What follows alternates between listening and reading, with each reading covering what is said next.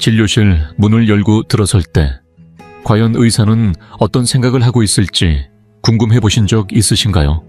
대부분은 생각하고 싶지 않은 주제일 수 있지만 사실 정중한 미소와 전문적인 말투 뒤에는 노인 환자에 대한 말하지 않는 인식이 숨어 있는 경우가 있습니다.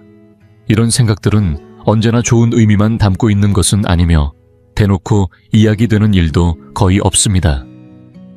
하지만 이러한 인식은 여러분의 증상이 어떻게 받아들여지는지, 어떤 치료 계획이 세워지는지, 어떤 선택지가 주어지는지에까지 영향을 줄 수 있습니다.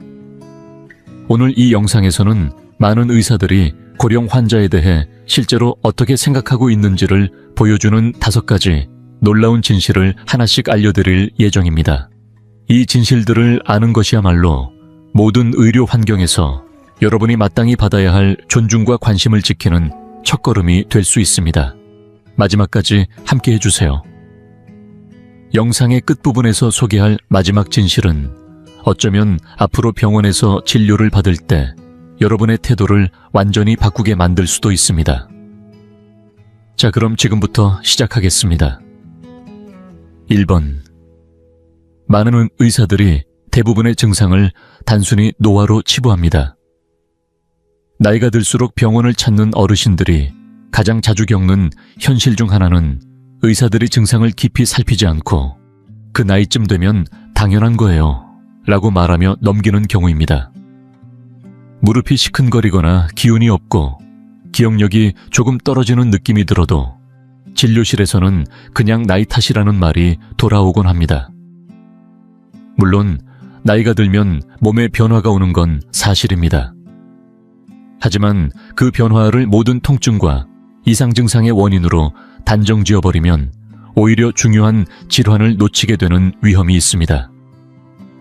예를 들어 갑자기 숨이 가빠지는 증상이 단순한 체력 저하로 간주된다면 초기 심장 질환의 경고를 알아차릴 기회를 놓칠 수 있습니다.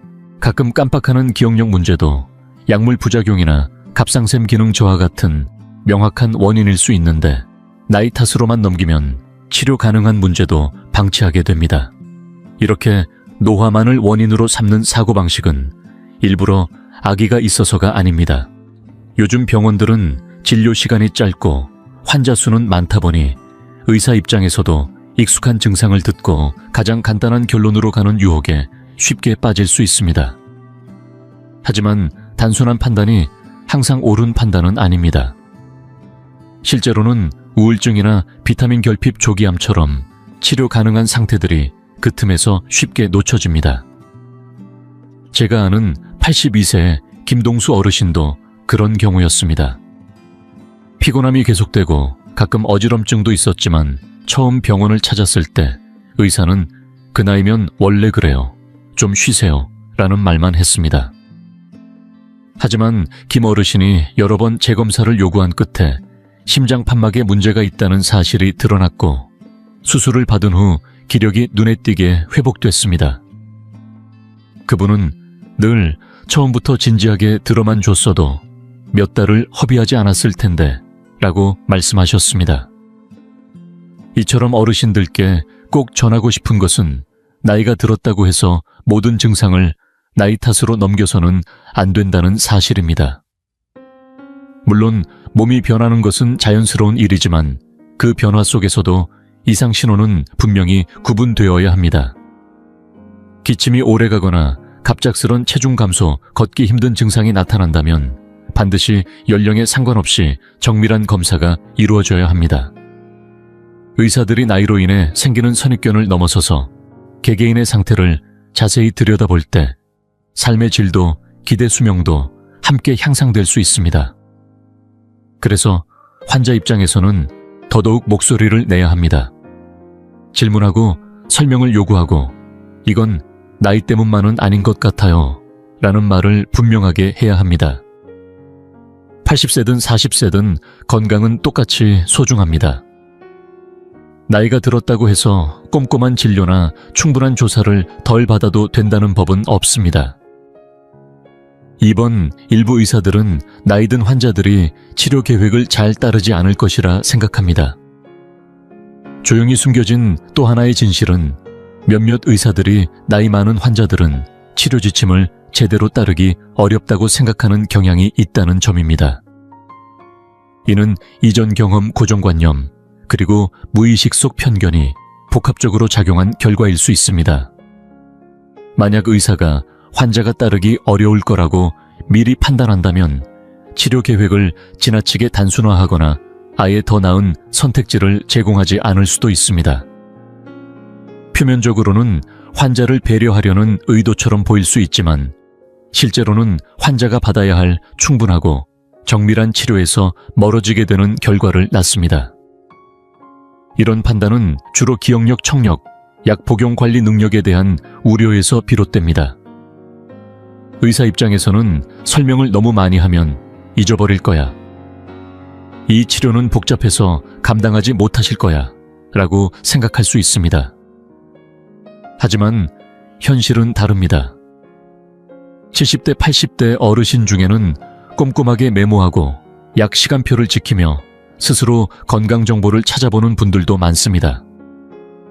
만약 의사가 복잡한 설명을 미리 생략해버린다면 환자는 스스로 선택하고 조절할 기회를 놓치게 됩니다. 예를 들어 관절염에 대한 최신 치료법이 있음에도 불구하고 의사가 귀찮으실 거예요 라며 설명조차 하지 않거나 생활 습관을 바꾸는 방법에 대해 충분히 알려주지 않는다면 환자는 더 나은 삶을 위한 기회를 잃게 되는 셈입니다. 제가 알고 있는 79세의 김영자 할머니도 그러한 경우였습니다. 심장질환 진단을 받았을 당시 처음 찾은 의사는 아주 간단한 치료 계획만 제시했는데 이는 할머니가 복잡한 관리를 감당하지 못할 것이라는 판단 때문이었습니다. 그러나 김 할머니는 적극적으로 건강을 관리하고 싶었습니다. 병원을 바꾼 후 새 의사는 약물 조합부터 식단 조절 운동 방법까지 모든 선택지를 자세히 설명해 주었습니다. 그 결과 김 할머니는 이전보다 훨씬 안정적으로 질환을 관리할 수 있었습니다. 이처럼 환자 스스로가 치료에 적극적으로 참여하고 있다는 모습을 보여주는 것이 매우 중요합니다. 병원에 갈 때는 메모장을 챙기고 서면 안내를 요청하고 궁금한 점은 꼭 질문하세요. 그런 태도가 의사에게 이분은 충분히 따라갈 수 있는 분이구나 라는 신뢰를 줍니다. 결국 치료를 잘 따르는 건 나이가 아니라 의지와 환경, 그리고 소통에 달려 있습니다.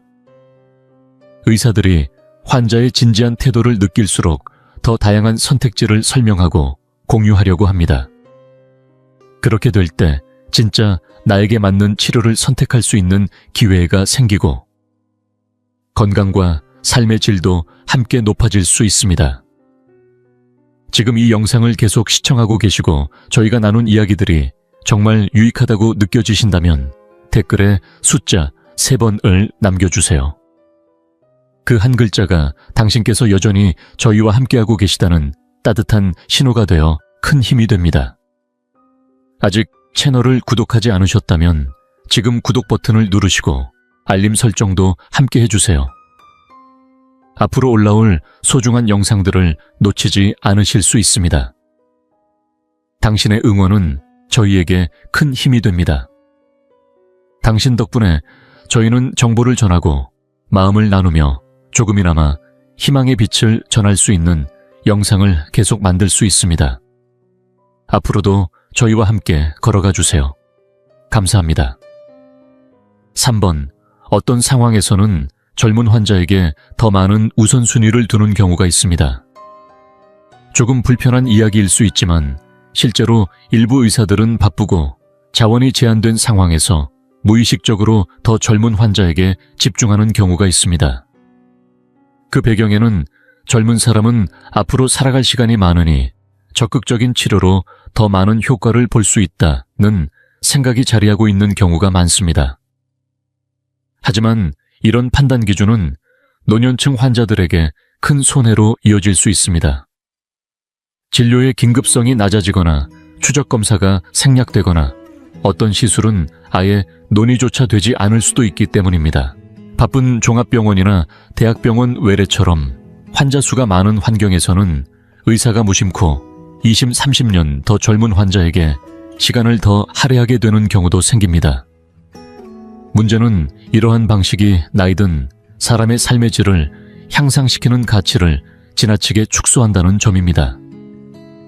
75세인 사람도 40세인 사람만큼이나 통증 없이 활동적이고 독립적인 삶을 살 자격이 있습니다. 치료 결정에서 나이만을 기준으로 삼는다면 정작 중요한 요소인 삶의 존엄 자율성, 그리고 일상 속 기쁨을 무시하게 됩니다. 이러한 편견은 진단검사의 결정에도 영향을 미칩니다.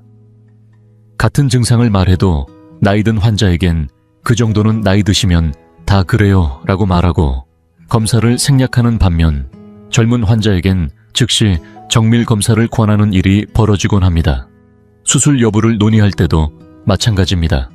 환자가 의욕이 있고 준비가 되어 있음에도 단지 회복이 어려울 거라는 추측만으로 시술 자체를 언급하지 않는 경우도 있습니다.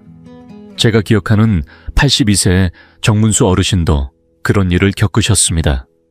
무릎 통증이 심해 병원을 찾았는데 처음 진료한 정형외과 의사는 나이를 이유로 인공관절 수술을 추천하지 않았습니다. 하지만 정 어르신은 평소 운동도 즐기고 건강을 꾸준히 관리해오신 분이었습니다. 결국 세브란스 병원에서 다른 의사에게 2차 진료를 받은 끝에 수술을 결정했고 회복도 순조로워 오랜만에 다시 매일 동네를 산책하실 수 있게 되었습니다. 이 사례가 주는 메시지는 명확합니다. 의료 결정에서 나이는 참고 요소 중 하나일 뿐이지 결정적인 기준이 되어선 안 됩니다. 오히려 지금의 건강 상태, 삶에 대한 태도, 그리고 환자 본인의 목표가 더 중요할 수 있습니다. 그렇기 때문에 진료 중에는 내가 어떤 삶을 원하는지, 무엇을 목표로 하는지를 의사에게 직접 이야기하는 것이 매우 중요합니다. 만약 내가 지금 소외되고 있다고 느낀다면 그것을 부드럽게 표현하거나 다른 전문가의 의견을 듣는 것도 방법입니다. 우리는 단순히 얼마나 더 살 수 있나가 아니라 남은 삶을 어떻게 더 잘 살 것인가를 중심에 두어야 합니다. 이 관점을 의사와 함께 공유할 수 있다면 치료 방향도 완전히 달라질 수 있습니다. 4번, 어떤 의사들은 나이든 환자의 삶의 목표를 덜 중요하게 여깁니다. 많은 사람들이 느끼지 못하지만 일부 의료진은 나이 많은 환자들의 삶의 방향이나 내면의 열망에 대해 깊이 들여다보지 않는 경우가 있습니다. 겉으로는 친절하고 조심스럽게 응대하더라도 마음속에서는 이 나이에 무슨 목표가 더 있을까? 이분께 필요한 건 그저 안정된 상태 유지일 뿐이라고 판단하는 경우가 생각보다 많습니다. 특히 70대, 80대에 접어들면 그저 편안하고 무난한 일상을 유지하는 것이 유일한 바람일 거라고 단정하는 경향이 있습니다. 그러나 이는 매우 안타까운 오해이며 환자의 삶의 질을 스스로 제한하는 위험한 관점입니다. 이러한 시선은 의료적 조언이나 치료 방향에도 은근히 반영됩니다. 예를 들어 어떤 분이 무릎 통증을 호소하셨을 때 의사는 통증 완화제만 처방하고 그 이상의 대안을 제시하지 않을 수 있습니다. 그분이 사실은 등산이나 댄스 동호회 주말 텃밭 활동을 오래도록 이어가고 싶다는 마음이 있었더라도 의사는 그것을 묻지 않고 당연히 접어두었을 가능성이 큽니다. 이처럼 환자의 삶의 의욕과 계획을 미리 가볍게 판단하면 수술이나 물리치료 같은 실질적이고 적극적인 치료 기회도 자연스럽게 배제됩니다. 의사는 무의식적으로 이분은 더 힘든 과정을 감당하기 어렵겠지 라고 결론 내리고 가장 간단하고 수월한 방법만을 권유하게 되는 것입니다. 그러나 그런 판단이 정말로 옳을까요? 저는 실제로 만 81세의 이복희 할머니를 만난 적이 있습니다. 서울 은평구에 거주하시던 이 할머니는 폐 기능이 지속적으로 약해지는 만성호흡기 질환을 앓고 있었고 주치의는 최대한 외출을 줄이고 집에서 편히 지내는 방향을 권했습니다. 하지만 이복희 할머니에게는 오랜 꿈이 있었습니다. 부산에 사는 손녀의 졸업식에 꼭 참석하고 싶다는 간절한 소망이었습니다. 단순한 편안함만으로는 충족되지 않는 삶의 기쁨과 연결된 목표였습니다. 그 마음을 솔직하게 다른 병원에서 털어놓은 결과는 달랐습니다. 새로운 호흡기내과 전문의는 그 꿈을 함께 이해하고 존중해 주었습니다. 호흡기 기능을 향상시키는 맞춤 운동 프로그램을 제안했고 약물 복용 방식도 조절했으며 장거리 이동을 감안한 체력 대비 계획까지 함께 준비했습니다. 그렇게 6개월이 지난 어느 날 이복희 할머니는 직접 부산행 KTX에 몸을 실을 수 있었고 손녀의 환한 졸업식장에서 눈물을 흘리며 이게 내 인생에서 가장 기쁜 날 중 하나야 라고 말씀하셨습니다. 이 이야기가 전하는 메시지는 단순합니다. 나이가 몇 살이든 내 삶의 목표는 여전히 소중합니다.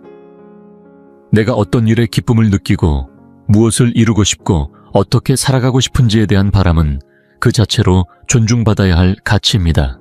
정원 가꾸기, 자원봉사활동 손주들과의 여행 동호회 활동 같은 작은 소망들조차도 의료 계획에 충분히 반영될 수 있어야 합니다. 만약 의사가 이런 이야기를 먼저 꺼내지 않는다면 우리가 먼저 나서도 괜찮습니다. 선생님, 저는 이런 목표가 있는데요. 이걸 위해 건강을 어떻게 조절할 수 있을까요? 라고 이야기해보세요. 의사에게 내가 단지 지켜야 할 건강 상태가 아니라 분명한 꿈과 계획을 가진 하나의 인격체임을 보여주는 순간 진료 방향은 분명히 달라집니다. 삶을 연장하는 것보다 더 중요한 것은 그 삶을 어떻게 살아내는가입니다. 그래서 우리는 오늘을 살아가는 어르신으로서 내 삶의 방향과 소망을 주저하지 말고 의료진과 나누어야 합니다. 그래야만 단순히 오래 사는 것을 넘어서 더 풍요롭고 의미 있게 살아가는 길로 나아갈 수 있기 때문입니다. 5번. 많은 의사들이 노화가 건강에 미치는 감정적인 영향을 과소평가하는 경우가 있습니다. 의사들은 대부분 눈에 보이는 증상에 집중합니다. 통증, 혈압 검사 수치, 청력 관절 기능 같은 요소들 말입니다. 하지만 나이 들어가는 과정은 단순히 신체의 노화만이 아니라 삶의 많은 부분에서 무언가를 잃어가는 감정의 연속이기도 합니다. 배우자, 친구, 사회적 역할, 독립성 또는 스스로에 대한 정체성까지 나이 들수록 잃고 놓아야 하는 것들이 많아집니다. 그리고 그 과정은 결코 가볍지 않습니다. 하지만 문제는 많은 의사들이 이 감정적 변화와 무게를 깊이 들여다보지 않는다는 데 있습니다. 진료실 안에서는 요즘 어떠세요? 라는 질문에 괜찮아요? 라는 짧은 대답만 오고 갈 뿐 그 너머의 외로움, 상실감, 불안, 미래에 대한 두려움은 놓치기 일쑤입니다. 그저 나이가 들면 다 그렇지요. 라며 슬픔이나 무기력함을 자연스러운 현상처럼 넘겨버릴 때 환자는 말없이 내면의 고통을 짊어진 채 살아가게 됩니다. 그러나 이러한 감정들은 결코 부차적인 것이 아닙니다. 실제로 감정적인 어려움은 수면의 질, 식욕, 면역력, 회복 속도 등 신체 전반에 직간접적인 영향을 미칩니다.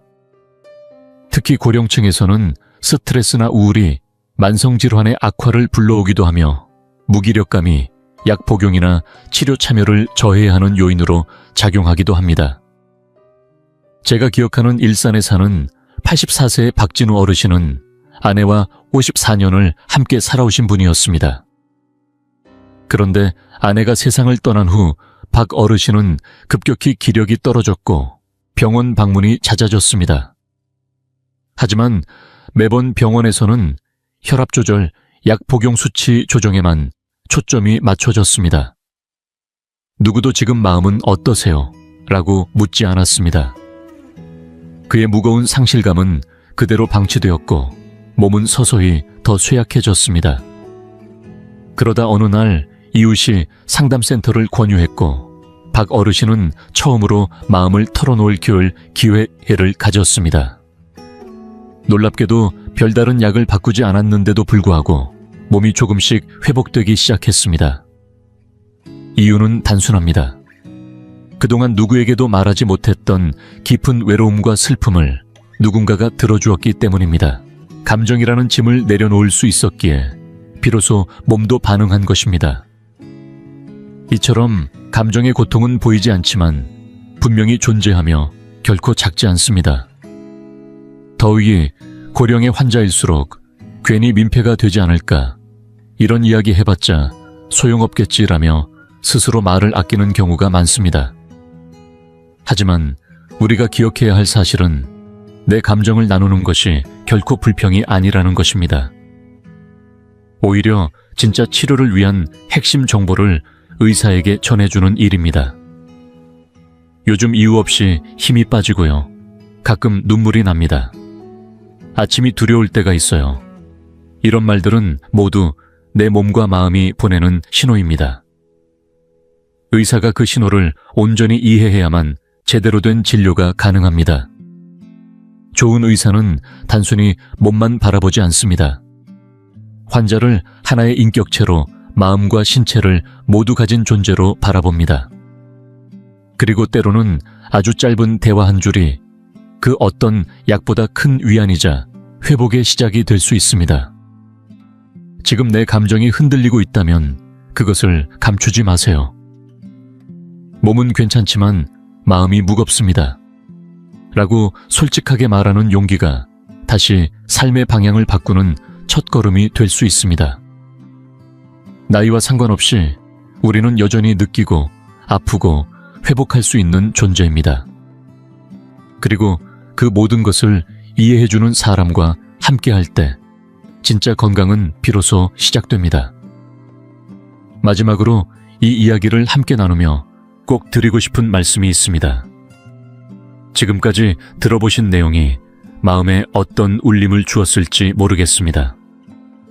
어떤 분은 고개를 끄덕이며 맞아, 나도 그런 경험이 있었지 라고 속으로 중얼거리셨을 수도 있고, 또 어떤 분은 서운함이나 답답함 혹은 조용한 분노를 느끼셨을 수도 있습니다. 그런 감정은 모두 정당하고 충분히 이해할 수 있는 반응입니다.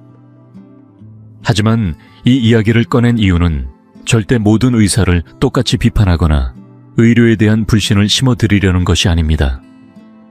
진짜 목적은 하나입니다. 여러분의 건강과 존엄은 어떤 나이에도 어떤 상황에서도 충분히 존중받아야 한다는 사실을 다시금 상기시켜드리기 위해서입니다. 그리고 이 사실을 알게 된 지금 병원을 찾는 발걸음에 조금 더 자신감을 담아도 좋습니다.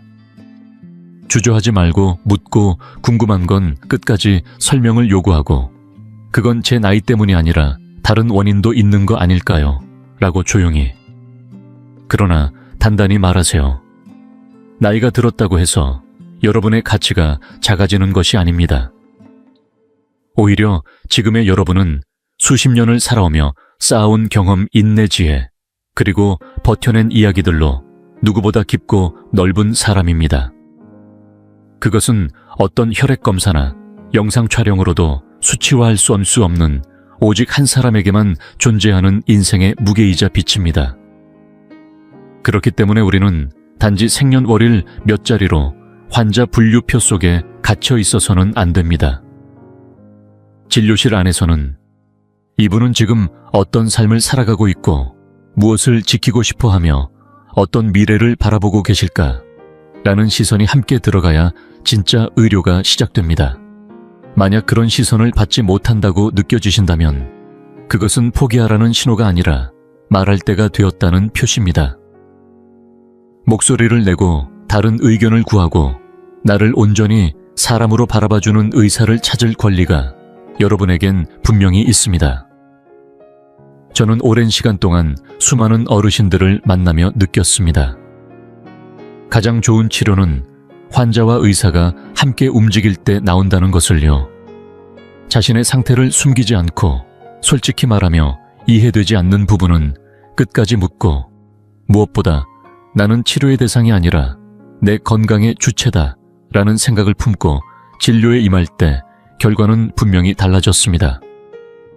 그러니 오늘 이 영상에서 전해드린 모든 내용을 마음속에 꼭 담아두셨으면 합니다. 병원을 향하는 발걸음이 조금은 당당해지길 진료실에서 나의 이야기를 꺼낼 수 있는 용기가 생기길 바랍니다. 그리고 앞으로 만나게 될 모든 의료진과의 관계가 서로를 깊이 이해하며 존중하는 진짜 동행이 되기를 진심으로 바랍니다. 무엇보다 잊지 마세요. 지금의 여러분 살아온 이야기, 지켜온 몸과 마음, 그리고 남은 시간 모두가 예전보다 결코 덜 소중하지 않습니다. 오늘 함께 해주셔서 진심으로 감사드립니다.